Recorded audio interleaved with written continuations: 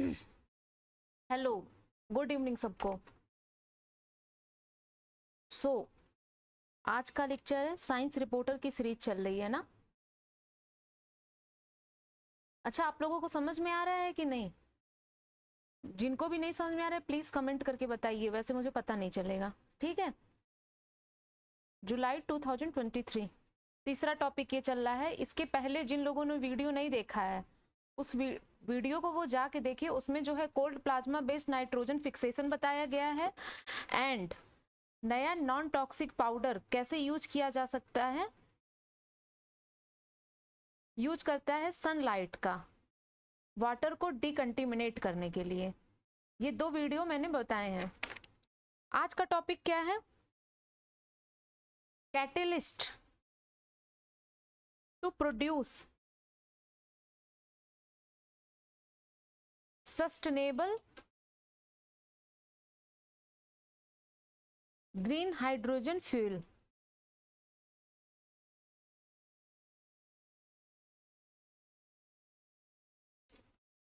देखो, आईआईटी गुवाहाटी के साइंटिस्ट ने इन्होंने डेवलप किया है एक कैटालिस्ट, एक उत्प्रेरक। कैटालिस्ट को शायद उत्प्रेरक कहते हैं ना हिंदी में, जो हेल्प करेगा to produce sustainable green hydrogen fuel. अच्छा, ग्रीन हाइड्रोजन फ्यूल क्या है?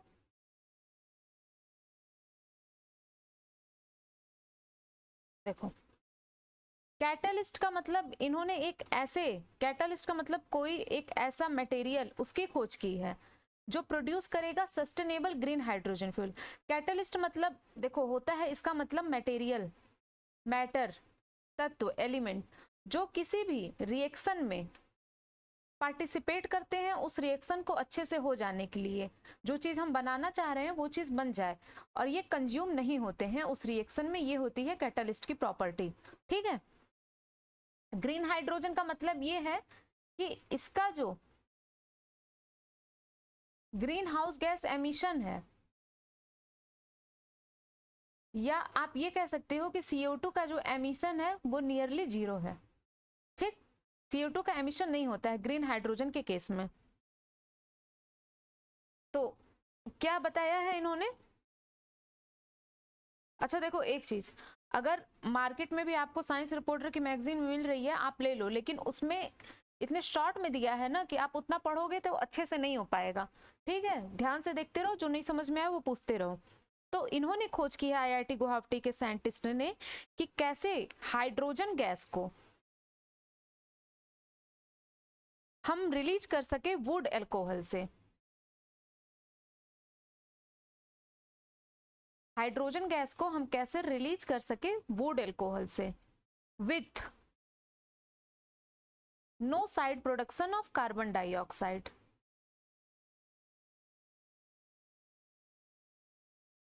ठीक, इन्होंने एक ऐसे कैटालिस्ट की खोज की है कि हम हाइड्रोजन गैस को प्रोड्यूस कर रहे हैं वुड एल्कोहल से। वुड एल्कोहल का मतलब कुछ नहीं यार, इसका मतलब होता है मिथाइल अल्कोहल। ठीक है,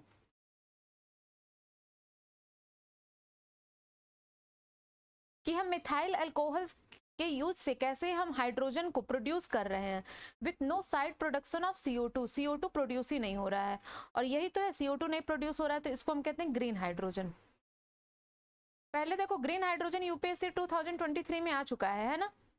तो देखो इसके फायदे क्या है? पहले तो CO2 का प्रोडक्शन नहीं हो रहा है। ठीक, and it is easy and environmentally safe तो है ही। एंड इसके साथ फायदा ये हो रहा है, इन्होंने जिस कैटलिस्ट की खोज की है कि कैसे हम सस्टेनेबल ग्रीन हाइड्रोजन फ्यूल को प्रोड्यूस कर रहे हैं कैटलिस्ट के माध्यम से, पहले तो ये CO2 का प्रोडक्शन नहीं हो रहा है इस प्रोसेस में। And the most important thing, यहाँ जो है एक मेथड, एक जो है यहाँ पे एलिमेंट भी प्रोड्यूस हो रहा है, फॉर्मिक एसिड भी प्रोड्यूस हो रहा है, सब्सटेंस फॉर्मिक एसिड। देखो, फॉर्मिक एसिड भी प्रोड्यूस हो रहा है तो इसका जो है हम यूज कर सकते हैं। फॉर्मिक एसिड के बहुत सारे यूज होते हैं। कहाँ पाया जाता है फॉर्मिक एसिड? चींटी में बेसिकली, अगर आप देखोगे। ठीक है, लेकिन अगर ये इस मेथड से प्रोड्यूस हो रहा है तो फॉर्मिक एसिड के बहुत सारे उपयोग हैं। जैसे इसका उपयोग होता है as a preservative,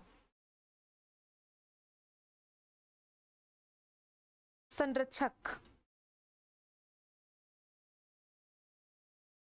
and antibacterial agent.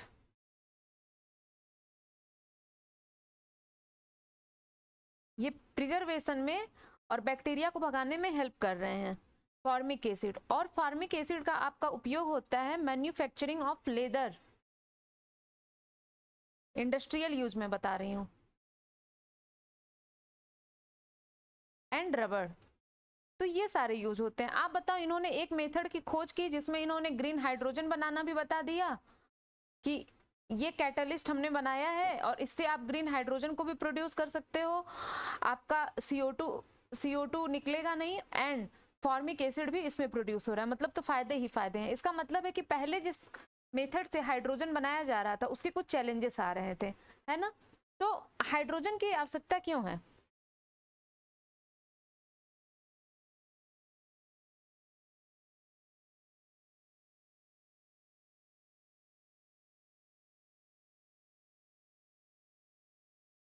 देखो, जैसे आपको पता है कि जैसे जैसे पॉपुलेशन बढ़ेगा फ्यूल की डिमांड बढ़ेगी, है ना। फ्यूल में बहुत सारे आते हैं, जैसे आपका हो गया पेट्रोल, डीजल। अभी देखो घर में लोग क्या कहते हैं उसको, गोबर का यूज करते थे गांव में, है ना। लेकिन इन सब से क्या होता है प्रॉब्लम, ये कॉज करते हैं जितने भी फ्यूल हैं ग्रीन हाउस गैसेस। इनसे जो है आपका CO2 का एमिशन होता है एंड मल्टीपल गैसेस का एमिशन होता है। देखो इंडस्ट्रियल में हम लोग पढ़ते हैं, इंडस्ट्रियल प्रोसेस में आपका जो है कार्बन मोनोऑक्साइड का, कार्बन डाइऑक्साइड का एमिशन होता है। अब ये किस में रोल प्ले करेंगे? अगर ग्रीन हाउस गैस का एमिशन होगा ग्लोबल वार्मिंग ज्यादा होगी, और अगर आपका कार्बन डाइऑक्साइड ज्यादा है और ये ओशियन में जा रहा है तो वहां पे ओशियन एसिडिफिकेशन होगा। ये तो फिर इसका मतलब ये है यार कि ये तो ग्लोबल प्रॉब्लम आ रही है ना। तो इसको रोकने के लिए क्या किया गया कि हम हाइड्रोजन का यूज करें, और हाइड्रोजन का यूज जो है इन सब जगह पे किया जा सकता है।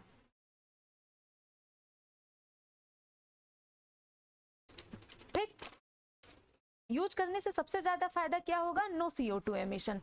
हाइड्रोजन कहीं भी अगर जा रहा है वो ऑक्सीजन से इंटरेक्ट कर रहा है तो वो प्रोड्यूस करता है ओनली वाटर।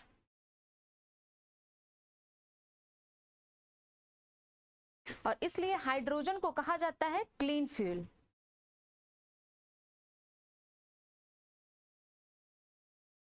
तो ये हाइड्रोजन आपका कहां कहां से प्रोड्यूस हो सकता है?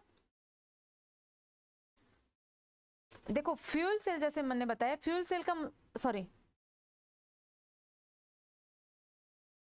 एक मिनट,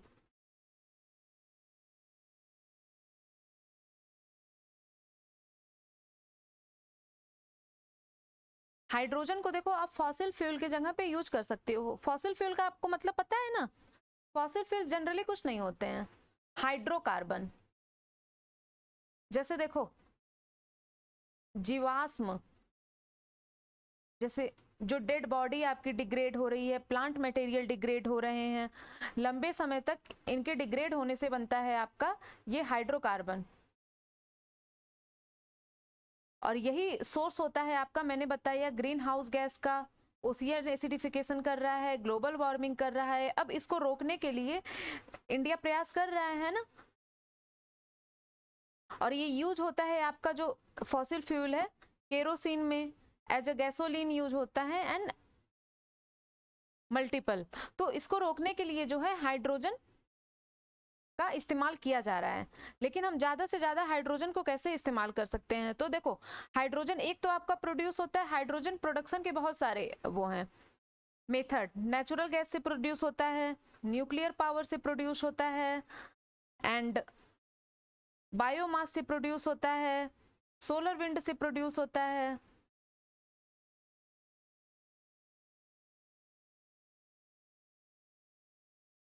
और ये जो हाइड्रोजन प्रोड्यूस हुआ है इसको हम यूज कर सकते हैं कार, हाउसेस, एकदम आप जो है जो फॉसिल फ्यूल है उनकी जगह पे हाइड्रोजन का यूज हो सकता है, और ये ग्रीन हाउस से ग्लोबल वार्मिंग से लड़ने में मदद देगा, ठीक। एंड मेनी पोर्टेबल पावर की जगह यूज हो सकता है। तो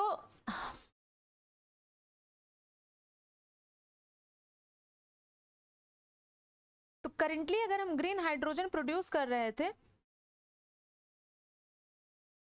तो उसमें देखो एक मेथड का यूज हो रहा था जिसमें इलेक्ट्रोकेमिकल स्प्लिटिंग ऑफ वाटर हो रहा था। ग्रीन हाइड्रोजन की डिफिनीशन ही होती है कि हम इलेक्ट्रोकेमिकल स्प्लिटिंग ऑफ वाटर करें by use of renewable energy.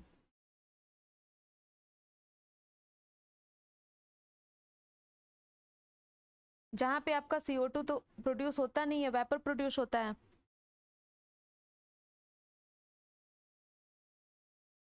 Sorry, CO2 produce होता नहीं है, वाटर प्रोड्यूस होता है, ठीक। एंड दूसरा मेथड भी है हाइड्रोजन को प्रोड्यूस करने का, जिसे हम कहते हैं मेथेनॉल रिफॉर्मिंग।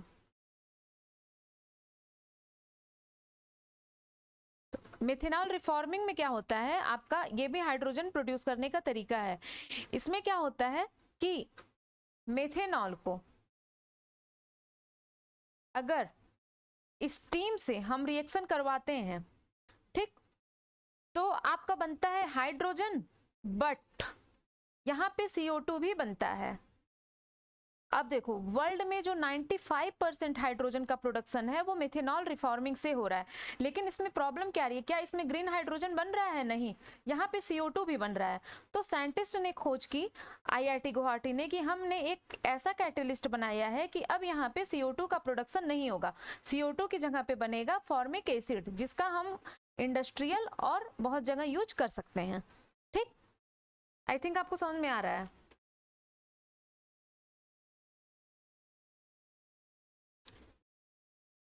तो मेथेनॉल का अगर हम इस तरीके से यूज कर रहे हैं तो मेथेनॉल को कंसीडर किया जाएगा कि ये प्ले कर रहा है रोल किसका, एज अ लिक्विड ऑर्गेनिक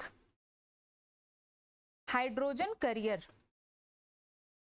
इसका कुछ नहीं मतलब, देखो कोई भी चीज लिक्विड ऑर्गेनिक हाइड्रोजन करियर तब कही जाती है जब वो हाइड्रोजन को कैरी करे, या वो उसको हाइड्रोजन को लेने की प्रवृत्ति रखती हो या निकालने की प्रवृत्ति रखती हो, है ना, एक्सेप्ट करने की या डोनेट करने की।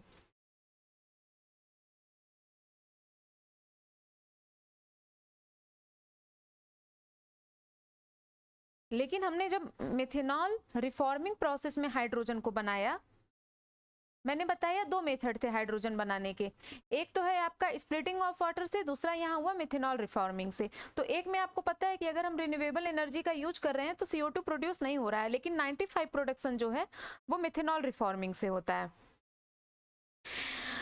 अब इसमें प्रॉब्लम ये आ रही थी, पहला कि इसमें हाइड्रोजन का यूज हाइड्रोजन का प्रोडक्शन बहुत हाई टेम्परेचर पे होता है, nearly 300 degree centigrade.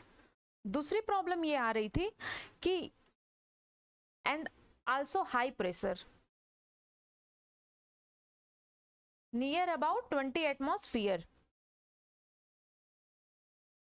And also reaction produce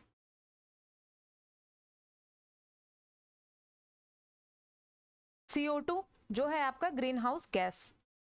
तो अब इन्होंने सोल्यूशन निकाल लिया है कि देखो हम जो है CO2 का प्रोडक्शन इसमें नहीं होने देंगे, जो चीज वर्ल्ड की 95% हाइड्रोजन को प्रोड्यूस कर रही है। तो हम मेथेनॉल रिफॉर्मिंग को अब कैसे करेंगे, हमने जो कैटालिस्ट बनाया है उसका उपयोग करके करेंगे, जो कंप्लीटली आपका डिस्ट्रक्ट करेगा कार्बन डाइऑक्साइड।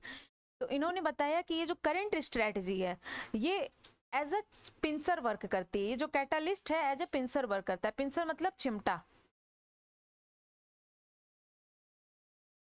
और इन्होंने इस कैटेलिस्ट को कहा है पिंसर कैटेलिस्ट।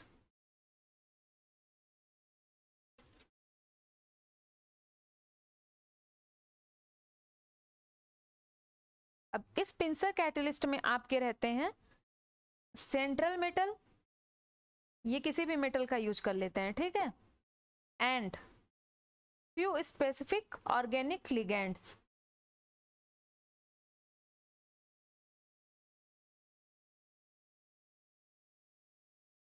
सेंट्रल मेटल मतलब जो मेटल बीच में होगा।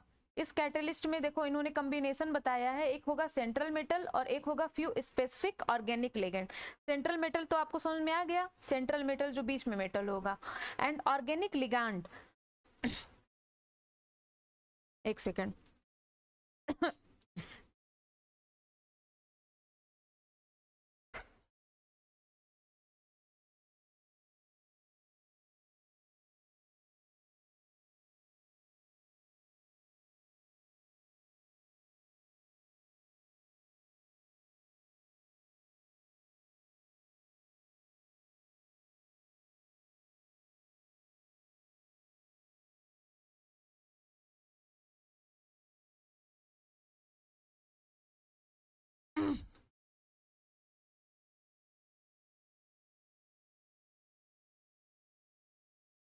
देखो सॉरी, तो ऑर्गेनिक लिगैंड देखो क्या होते हैं। इसका सिंपली मतलब होता है they are defined as the molecules that can bind to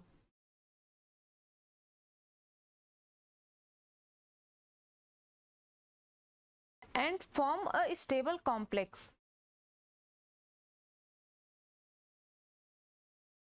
इन्होंने देखो जो साइंटिस्ट है उन्होंने जिस कैटलिस्ट की खोज की है और उसका अगर हम मेथनॉल रिफॉर्मिंग में यूज कर रहे हैं, CO2 का प्रोडक्शन नहीं हो रहा है, इस कैटलिस्ट को इन्होंने नाम दिया है पिंसर कैटलिस्ट, जो मिल के बना है एक सेंट्रल मेटल से and few specific organic ligand. Ligand मतलब देखो कुछ नहीं होता है, अगर मॉलिक्यूल्स जो हैं वो किसी मेटल से कंबाइंड है और एक स्टेबल कॉम्प्लेक्स सिस्टम बना रहे हैं तो इसे ही कहते हैं ऑर्गेनिक लिगैंड। ठीक, और in the form of aqueous form में रहते हैं ये।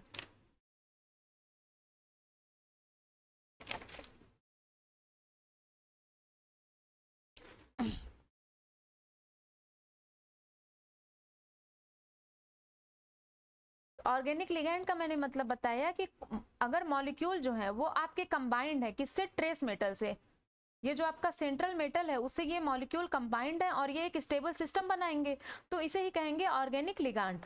ठीक, और इसी टर्म को इन्होंने पिंसर कैटलिस्ट नाम दिया है। अब देखो इसको इन्होंने पिंसर क्यों कहा है, पिंसर मतलब होता है चिमटा।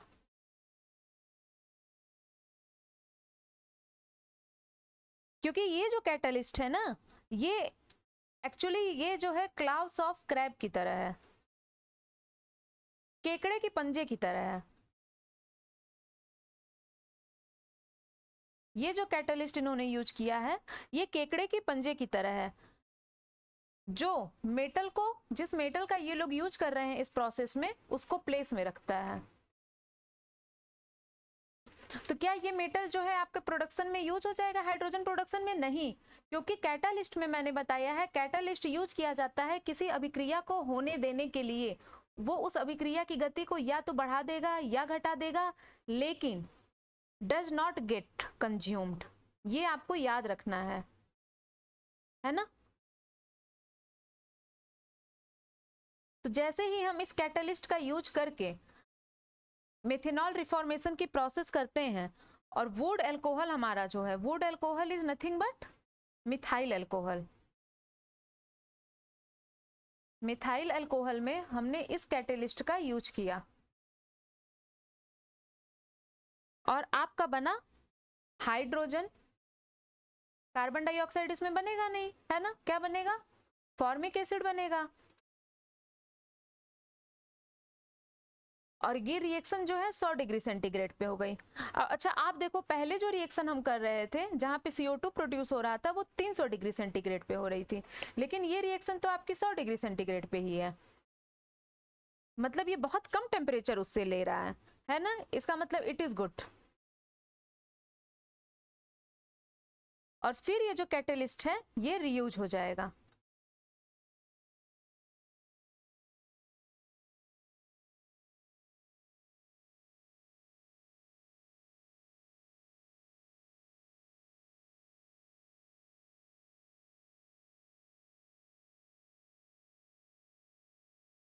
और देखो ये रोल प्ले कर रहा है हाइड्रोजन मेथनॉल इकोनॉमी में। पहली बात तो हम हाइड्रोजन को निकाल ही ले रहे हैं मेथेनॉल से, है ना, लेकिन हाइड्रोजन मेथेनॉल इकोनॉमी मतलब हाइड्रोजन प्लस मेथेनॉल इकोनॉमी। तो मेथेनॉल इकोनॉमी नीति आयोग ने एक टर्म दिया है कि हम कैसे मेथेनॉल का हर जगह यूज करके हमारा जो इंपोर्ट बिल है उसे हम कम कर सकें। क्योंकि मेथेनॉल का यूज करने से देखो कुछ परसेंटेज तक आपका जीएचजी का एमिशन जो है वो कम होगा। अगर ग्रीन हाउस गैस कम हो रहा है तो उससे आपकी ग्लोबल वार्मिंग कम होगी, कार्बन डाइऑक्साइड कम हो रहा है तो ओशियन एसिडिफिकेशन कम होगा। और अगर हम मेथेनॉल को प्रोड्यूस कर रहे हैं, ज्यादा से ज्यादा मेथेनॉल प्रोड्यूस हो रहा है तो उससे जो है हम हाइड्रोजन, वही मेथेनॉल तो हाइड्रोजन में यूज हो रहा है। तो नीति आयोग ने बताया कि मेथेनॉल इकोनॉमी में हमको क्या करना है, मेथेनॉल का यूज करना है ताकि जो हम बाहरी कंट्री से फ्यूल के इंपोर्ट के लिए डिपेंडेंट हैं वो हम नहीं रहे। तो इससे हम इंडिया का इंपोर्ट बिल कम कर दें, जीएचजी एमिशन कम होगा,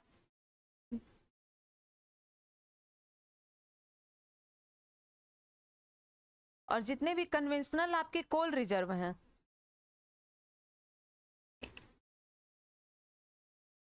इनको हम बदल सकते हैं इनटू मेथेनॉल्स गैसेस में। और सबसे बड़ा फायदा मेथेनॉल का ये है कि ये लो कार्बन हाइड्रोजन कैरियर है। देखो मेथेनॉल के बारे में क्यों पढ़ रहे हैं, क्योंकि अभी मैंने आपको बताया हाइड्रोजन जो है वो मेथेनॉल से प्रोड्यूस होगा, लेकिन मेथेनॉल के बारे में भी हमको थोड़ा सा जान लेना चाहिए कि मेथेनॉल जो है आपका लो कार्बन हाइड्रोजन कैरियर है, कार्बन को भी करियर करता है, हाइड्रोजन को भी करियर करता है। और यहाँ से हमारा जो है मेथेनॉल प्रोड्यूस हो रहा है। कहाँ कहाँ से मेथेनॉल आता है आपका, हाई एश कोल से, CO2 from thermal power plant से, and ETC।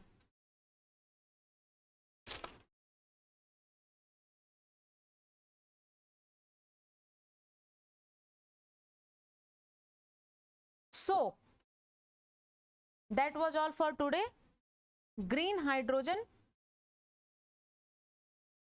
Again and again पूछा गया है। देखो इस बार मेंस का पेपर उठाना, अभी तो पेपर हो रहा है, देखते हैं आता है कि नहीं। प्रीलिम्स में 2 बार क्वेश्चन आया था कि ग्रीन हाइड्रोजन का यूज कहाँ कहाँ हो सकता है। इसके पहले 2021 या 20 वाले एग्जाम में आया था कि हाइड्रोजन CNG का क्या फायदा है। मतलब ये बहुत इंपॉर्टेंट है। Green hydrogen is nothing but the hydrogen produce by electrolysis of water with no CO2 by using renewable energy। But now scientist ने खोज कर दी है कि हम ग्रीन हाइड्रोजन प्रोड्यूस करेंगे मेथेनॉल रिफॉर्मिंग प्रोसेस से। IIT गुवाहाटी के लोगों ने, जहां पे हमने एक कैटलिस्ट बनाया है जिसमें जो है CO2 का यूज नहीं होगा, इससे भी ग्रीन हाइड्रोजन प्रोड्यूस होगा और हम GHG एमिशन को कम करने में हेल्प करेंगे। So that's was all for today and I think आपको अच्छे समझ में आ गया। कुछ भी नहीं समझ में आया है कमेंट सेक्शन में पूछे। एंड समझ में आए तो लाइक कर दीजिए, एंड नहीं समझ में आए तो इग्नोर कर दीजिए, डिसलाइक नहीं करिए, एंड शेयर करिए। चैनल को प्लीज प्लीज सब्सक्राइब कर लीजिए। कोई भी प्रॉब्लम हो तो ये जीमेल आईडी है। एंड देखो टेस्ट सीरीज आप मार्केट से लाके करते हो ना, उसमें पैसे भी जाते हैं। There is free test series, 50 test free for girls and 30 test for gentleman,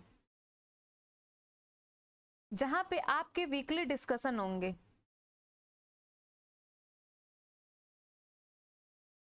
test आप दो, फिर देखो उसमें आपके मार्क्स कितने आ रहे हैं। अगर 50% तक आ रहे हैं then you are able to qualify prelim at least, और नहीं आ रहे हैं तो आप अपने स्कोर शेयर करिए दिस सर के टेलीग्राम चैनल पे एंड व्हाट्सएप नंबर पे 8899707570। गर्ल्स जरूर आप अपना जो है मार्क्स शेयर करें और टेस्ट दीजिए, फ्री टेस्ट का फायदा उठाइए। And there will be CSAT test series from 1 December. अच्छा, जितने लोग साइंस एंड टेक को हल्के में ले रहे हैं ना वो अभी से बंद कर दें, अदरवाइज 12-15 क्वेश्चन आएगा तो गलत हो जाएगा, उसका कोई मतलब है नहीं, 1 साल ऐड हो जाएगा। वो हमको लगता है कि इग्नोर करके एग्जाम निकल जाएगा, बट ऐसा होता नहीं है। सो सब्सक्राइब कर लीजिए। Thank you.